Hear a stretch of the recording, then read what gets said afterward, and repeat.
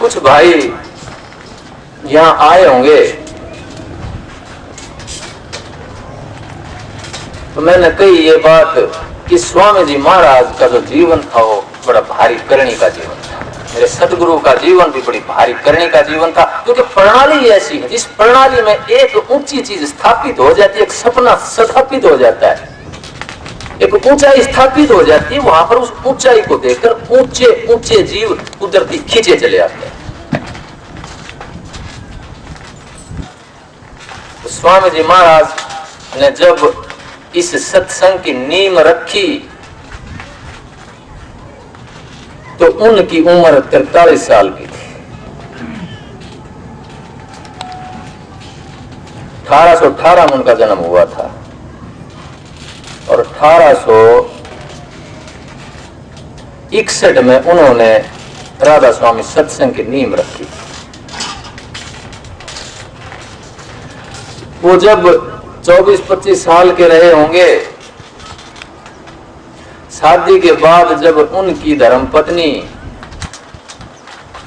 आई माता नारायणी देवी, स्वामी जी महाराज का नाम था शिवदयाल जी महाराज।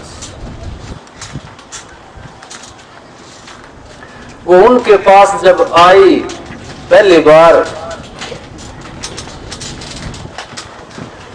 स्वामी जी महाराज उनको कहते हैं कि अपना पहले जन्म का रिश्ता बाप बेटी का था।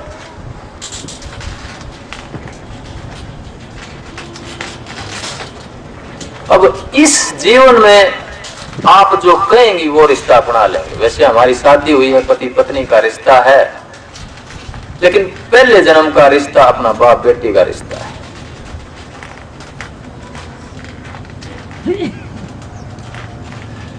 तो माता नारायणी देवी कौन सा कम थी, वो अड़ीखंभ थे तो वो भी अड़ीखंभ ही थी, क्योंकि कुदरत मेल मिलाती है, कुदरती खिंचाव होता है, किसी के बस की बात नहीं होती। ऐसे संत भी हुए हैं कि जिनका जो मेल था वो अपोजिट था, विरोधी था, पति पत्नी के विचार नहीं मिलते थे, लेकिन वो भी खिंचाव होता है कुदरती। कोई बीज होता है विरोधी को भी खींचने वाला होता है अंतर में। तो स्वामी जी महाराज की धर्मपत्नी थी, वो बराबर की टक्कर की थी, क्योंकि कोई रचना रचनी थी। प्रकृति और पुरुष का जो मेल होता है तब कोई रचना रची जाती है। पति पत्नी का कोई विशेष प्रेम होता है तब कोई जीव ऊंचा जन्म लेकर के आता है। संशय और भ्रम में जब रहते हैं पति पत्नी या कोई भी दो दोस्त या पिता पुत्र, तब तक शक्ति में कमजोरी है, तब तक वो शक्ति कटती रहती है, वहां से ऊंची रचना प्रारंभ नहीं होती। तो माता नारायणी कहने लगी कि कोई बात नहीं है, अगर पिछले जन्म का बाप बेटी का रिश्ता है तो इस जन्म का भी बाप बेटी का रिश्ता रहा। समाज की नजरों में पति पत्नी ही कोई बात नहीं है। आप भजन कीजिए, भक्ति कीजिए, मैं आपकी मदद करूंगी, उसको आगे बढ़ाने में मदद करूंगी, आपको पीछे नहीं हटने दूंगी, पीछे नहीं गिरने दूंगी मैं आपको।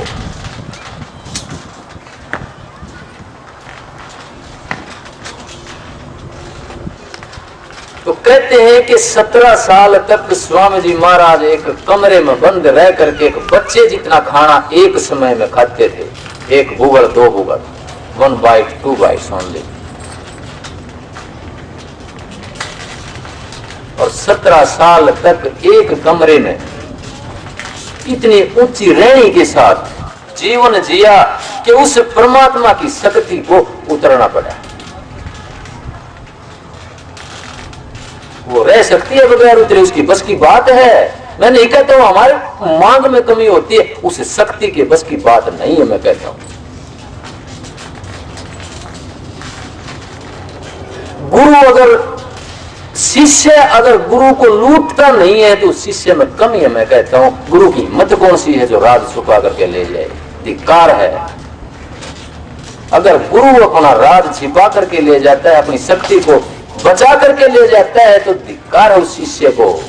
मांगने की जरूरत नहीं है, मांगने से कोई चीज नहीं मिलेगी। बीच की दीवार, बीच के संशय, बीच के पलक जब तक अड़े हुए हैं तब तक वो धार उतरती नहीं, तब तक वो धार बहती नहीं है। और जब तक वो धार बहती नहीं है तब तक वो ताकत गुरु से शिष्य के अंदर पूरी तरह से नहीं उतर पाती, क्योंकि बीच में एक रुकावट आ गई है, संशय की, भ्रम की, डाउट्स की।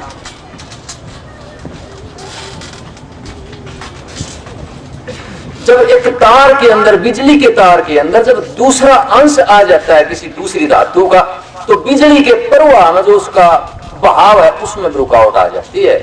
एक फॉरेन एलिमेंट, फॉरेन मटेरियल बीच में घुस जाता है तो उसका जो बहाव है उसमें रुकावट आ जाती है। रुकावट आ जाती है तो पूरी ताकत नहीं ट्रांसमिट हो पाती है, नहीं उतर पाती है। तो हमारे संशय, हमारे भ्रम वही काम करते हैं। हम गुरु से चोरी करते हैं, ये सोचते हैं कि इनको पता नहीं तो क्या जरूरत है बताने की। लेकिन ये सोचना चाहिए, अगर गुरु का जोड़ पूर्ण ताकत के साथ हो गया है, अंतर में, ध्यान में, एक समाधि में, अखंड समाधि के अंदर जाता है, तो जरूरी नहीं है कि गुरु को उस चीज का पता चलेगा। लेकिन जो ताकत गुरु के साथ मेल होता है वही ताकत आपके अंदर आत्मा बनकर, एक अंश बनकर बैठी हुई है, वो कुदरती अपना काम करती है। चुंबक है, आसपास में लोहा जाता है तो कुदरती चुंबक की ताकत उतर जाती है उसके अंदर। लेकिन लोहा होना चाहिए, अगर उसमें मिलावट है तो वो ताकत नहीं उतरेगी, अधूरी ताकत उतरेगी। एक स्वीकार करने की हिम्मत भी तो होनी चाहिए, एक स्वीकार करने का समर्पण भी तो होना चाहिए, एक स्वीकार करने का प्रेम और भक्ति भी तो होनी चाहिए, तभी वो ताकत उतरती है।